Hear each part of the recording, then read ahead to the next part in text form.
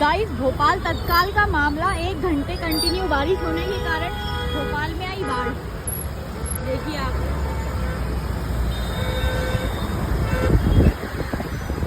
ये देखिए सैलाब, पानी का सैलाब, बाढ़।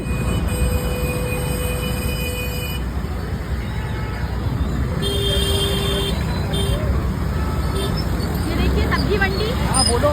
बाढ़ में सब्जी मंडी, हमारी गाड़ी फंस चुकी है अभी। ये देखिए बाढ़,